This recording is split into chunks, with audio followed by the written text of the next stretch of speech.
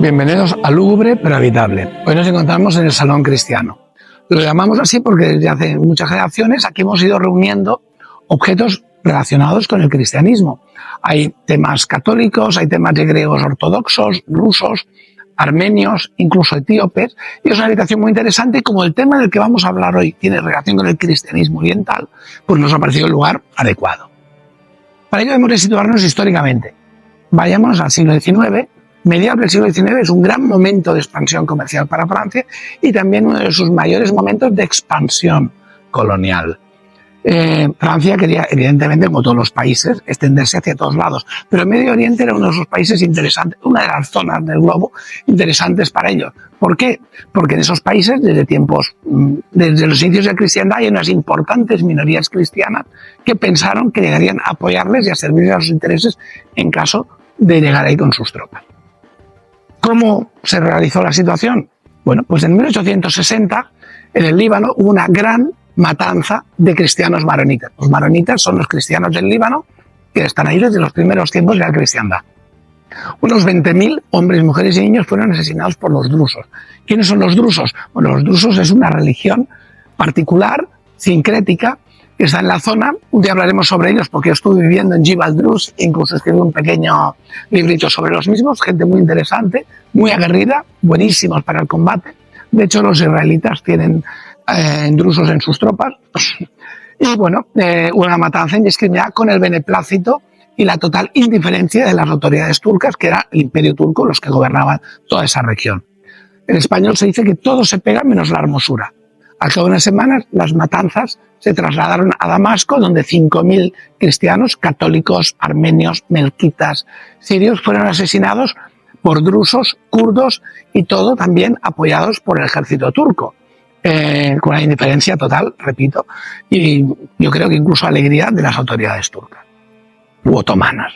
Todo esto era un presagio de lo que pasaría mucho después, no tanto después, en 1915 hubo el gran genocidio armenio en Turquía, en Siria. También se mataron a cristianos y a judíos, pero siempre ha quedado como el genocidio armenio porque la mayor parte de los muertos, 1,5 millones, pertenecían a esa religión y etnia. Las tropas turcas contrataron en esta ocasión, suministraron armas a los kurdos, ahora son enemigos, pero antes parece ser que los kurdos les hacían de niños de los recados, y unas matanzas tremendas, 1,5 millones, cosas horribles, torturas, hay fotos donde se ven carreteras repletas de cruces con armenios crucificados, todo horroroso, no es un tema para hablar en este momento. Y luego otra gran matanza ignorada, no sé por qué, y fue la gran matanza de sirios caldeos en Irak. 250.000 matanzas perpetradas por las mismas personas que antes, sobre todo kurdos y el ejército turco. De la misma manera que se habla del holocausto judío abiertamente, no sé por qué, sobre el holocausto armenio y sobre el holocausto sirio caldeo, siempre se cierne un silencio sepulcral, quizá para no enfadar a los descendientes de la Sublime Puerta. La Sublime Puerta era como se llamaba al antiguo gobierno del Imperio Otomano. Pero bueno, es un tema para tratar. Pero bueno, gracias a todo eso, no hay que por qué no venga, lamentablemente, el gobierno francés vio una oportunidad. Napoleón III era quien mandaba en Francia, sobrino del emperador Bonaparte, no estaba a su nivel evidentemente intelectual ni cerebral, pero bueno, quería hacer sus pinitos. Se mandó muchísimas pifias, como la expedición mexicana o su famosísima derrota en Sedan, donde fue cogido prisionero por los prusianos. Dijo, esta es la mía, y envió un contingente de tropas porque entre los muertos había cristianos europeos y varios de ellos eran misioneros franceses. Envió un contingente reducido, pero capaz, establecieron el orden y dejaron una pequeña presencia administrativa, comercial y militar francesa que fructificó y hubo muchísimos vínculos económicos entre Siria y Francia. De hecho, en 1920 se nombra a Francia como responsables del gobierno de administración de Siria, de 1920 a 1946. ¿Y por qué estamos hablando de todo eso? Pues porque una de las personas singulares que ha vivido en este castillo En el siglo XIX, precisamente, Monseñor Frioche había sido francés, había sido el delegado apostólico y arzobispo de Babilonia. Su diócesis encuadraba la pequeña Armenia, Irak, Siria y llegaba hasta Jerusalén sin nunca interfiriendo con el patriarcado de Jerusalén ni con la custodia de los santos lugares. Él estuvo allí responsable y por lo visto apoyó e hizo mucho por los intereses comerciales de Francia y por sus súbditos. De hecho, fue condecorado con la Legión de Honor francesa, la máxima decoración de la que hablaremos en otro momento, y allí estuvo tan bonitamente hasta que decidió jubilarse, retirarse, no sabía cómo decirlo, y venirse a vivir aquí al castillo. Bueno, es una cosa rara porque primero, antes un cura era cura toda su vida, igual que un obispo, un cardenal o un papa, no había jubilación. Estabas en tu sede episcopal hasta que te morías o ascendías a cardenal o a papa, o como el propio papa, si había algún inconveniente por motivos de salud o que se consideraba incapacitado para el cargo, habías hecho alguna tropelía que justificara tu altura moral, pues podía ser pasado a otra situación. Parece ser que este fue el caso de Monseñor. Pero bueno, el tema está que su llegada aquí, según las crónicas locales de la época, ya fue precedida de muchos rumores y luego su llegada fue apoteósica. Llegó con un carruaje tirado por caballos negros, 4 caballos negros espectaculares, él con todos sus atavíos episcopales, las capas, el moaré, la esclavina, y luego además el cochero. Su cochero, que al mismo tiempo era su asistente y guardaespaldas, era nada menos que un Bashi Bazuk. Un Bashi Bazuk era una suerte de mercenarios del gobierno otomano, del Imperio Otomano, que eran esclavos manumitidos o mercenarios. Había circasianos, rusos, eslavos, jordanos, negros, había de todos lados y eran unas bestias vestidas de una manera multicolor, siempre con ropas recamadas en oro, turbantes, unos fajines adamasquinados de los cuales sobresalían todo tipo de dagas y pistolones. Y bueno, la pintura orientalista, sobre todo en la escuela de París y Roma, pues los ha pintado en cuadros espectaculares de Gérôme, Géricault, etc. En el caso español, Fortuny hizo muchísimas obras relacionadas y es un tema interesantísimo. Pero bueno, imaginaos la llegada de este Bashi Bazuk con sus enormes bigotes negros y la cara surcada de cicatriz. Más historias se han dado alrededor de Monseñor. Lo curioso es que él, no sé por qué, no podía celebrar misa en el pueblo, en la capilla parroquial. Parece ser que también tenía muy mala relación con el párroco de la época. De hecho, entre las historias extrañas que hay que comentar en otro momento, hay una muerte extraña, tildada de homicidio, y que se quiso vincular al citado Monseñor. El muerto, curiosamente, era el párroco del lugar, el párroco diocesano.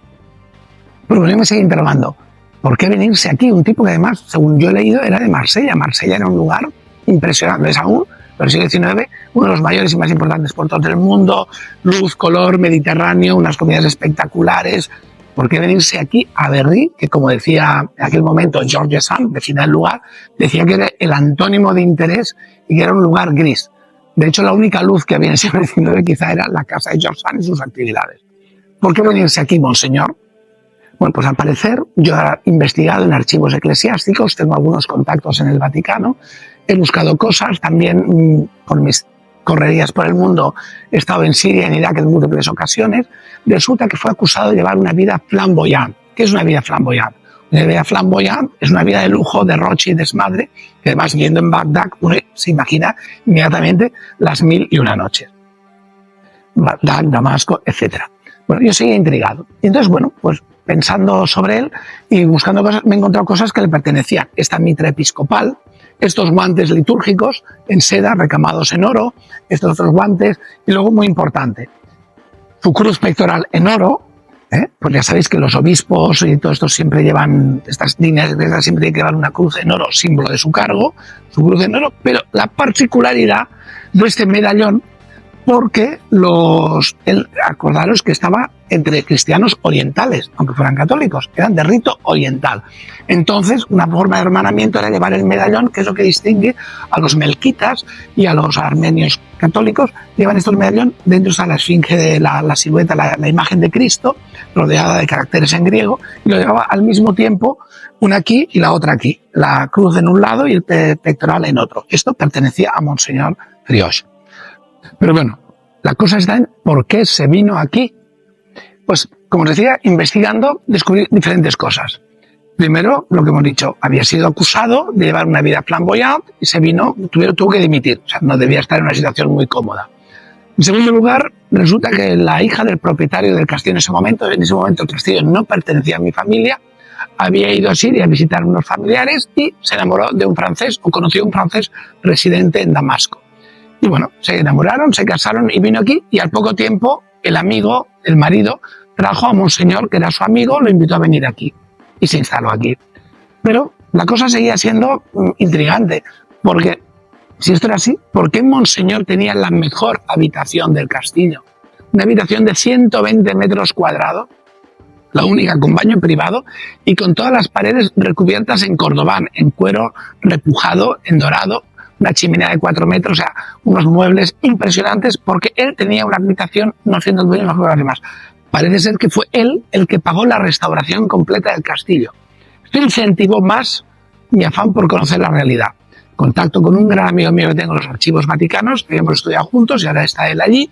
Al principio muy reticente, porque claro, estas cosas no se cuentan, pero le dije que no mencionaría ningún nombre real. El mismo nombre de Monseñor es falso. Entonces, resulta que, bueno, pues sí, que Monseñor se instaló aquí, Monseñor pagó todo, pero había una razón para tener ese dinero. Porque recordemos que antes los curas diocesanos no tenían dinero, la gente, raro era la persona de familia pudiente que entraba en un seminario diocesano. La gente rica normalmente entraba en órdenes religiosas, como los jesuitas o benedictinos o cosas parecidas. Diocesanos normalmente la gente era de condición, origen humilde. Entonces, no tenían voto de pobreza, los curas, al contrario de lo que mucha gente cree, no tienen voto de pobreza, solo los religiosos tienen voto de pobreza, castidad y obediencia. El único voto que tienen los curas es el de obediencia al señor obispo. Ni siquiera tienen voto de castidad, sino de promesa de celibato, es decir, de no casarse. Entonces, bueno, ¿de dónde salía este dinero? Él era una familia de marsellesa, pobre, de origen humilde, no le quedaba familia. ¿Por qué 2 veces al año iba a Marsella si no le quedaban familiares? Pues rascando y rascando salió la verdad. Resulta que Monseñor, quizá con las cosas que había hecho por ahí en Siria, y había ganado dinero o había conseguido dinero de formas no santas, era propietario de 2 Maison Clos en Marsella, en el puerto precisamente. ¿Qué es una Maison Clos? Una Maison Clos, en español se diría de una forma un poquito garrula, pues es un lupanar, una casa de vicio, una casa con señoras con disposición al pecado. No sé, creo que me habéis entendido. Claro, eso es Marsella, uno de los principales puertos del mundo, además uno de los más importantes del Mediterráneo. Era un negocio seguro, si aquello tenía que ser una mina de oro. Y las 2 veces que iba a ir allí al año, pues debía ser pues para vigilar la contabilidad, escoger las nuevas chicas, quizás servirse un poco de la fruta y viva la pepa. Entonces, bueno, pues ahora ya sabemos de dónde salió esa misteriosa restauración del castillo del año 1870. Bueno, pues eso ha sido todo. Espero que os haya entretenido y sobre todo, no seáis malos, suscribiros, poner likes, cositas, enviad comentarios, preguntas, interesaros, ayudadme para que todo esto salga mejor. Seguramente tenéis preguntas que van a justificar nuevas averiguaciones e historias interesantes. Muchísimas gracias por todo y os espero en el próximo capítulo. Hola, yo creo que a estas alturas ya os habéis dado cuenta que soy una persona despistada y un tanto dispersa. Mea máxima culpa. Os empecé a explicar que no entendía por qué el Monseñor, protagonista de este vídeo, había escogido vivir en este castillo en una región tan solitaria y no en su bulliciosa Marsella original, natal. Tampoco entendía por qué tenía la mejor habitación del castillo y mucho menos por qué de su propio bolsillo y pecunio había restaurado y había rehecho todas las obras del castillo en 1870. Os explicaba todo esto, pero no el porqué de toda la relación de Monseñor del castillo. Pues resulta, si recordáis, que os expliqué que la hija del propietario del castillo había ido a Damasco, en Siria, allí había conocido a un francés con el que se había casado y este había traído a Monseñor a pedir el castillo. Pues resulta que la cruda realidad es que el francés era meramente decorativo y Monseñor y la hija del propietario estaban liados, eran amantes. Por eso habían preferido estar en esta región discreta y callada, donde los rumores no llegaban al exterior. Y bueno, lo único que puedo felicitar es a Monseñor por haber escogido, gracias a este hacer amoroso, restaurar el castillo y vivirlo con cierta discreción y elegancia. Nada más que eso y perdonar de nuevo mis despistes. Muchas gracias.